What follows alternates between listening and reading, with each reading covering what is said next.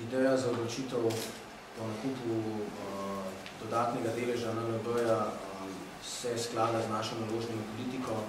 Mi smo lastniki v večjih slovenskih podjetjih, se pravi v samem NLB-ju že odprej, v zavarovalnici Triglav, Telekomu Slovenije. Pred kratkim smo v postopku javne ponudbe kupili tudi dober 5% delež Save Re. Tako da mi mislimo, da smo prepričani, da imamo znanje in izkušnje na področju finančnega sektorja in želimo pomagati in aktivno sodelovati pri povečanju vrednosti skupine Nove Ljubljanske banke. Tako kot je že rekel gospod Roblek, mislimo, da je dobro, da jo kupijo oziroma odkupujejo slovenski investitorji. Mi želimo biti eden ključnih slovenskih investitorjev v NLB-ju. V končni fazi delujemo na istih trgih, na podobnem področju in želimo, da bi ta banka delovala čim bolje v korist svojih lastnikov, svojih komitentov, se pravi, da raste, da se njena vrednost povečuje in da postane eden od vodilnih igralcev v regiji.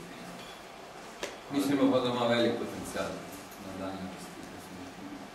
Da smo imeli popolnoma enako mnenje za predstavniki potencijalnih kupcev KBC-evega deleža, ki je rekel, to je enkratna priložnost za nakup, zato ker je banka sedežem v Evropski skupnosti, kjer ima še relativno, kjer je vse urejeno in kjer so propozicije igre znane, obenem pa ima ogromno potencijala za razvoj v državah, ki ima še nižji družbeni produkt in kjer je delež bančništva v družbenem produktu relativno nizek, tam 30-40%, ima možnost dorasti 1-2, tam kjer smo mi zdaj še krat 2-3 v naslednjem obdobju. In to je glavni motiv tudi za ostale banke, da so šle v jugovzhodne Evrope.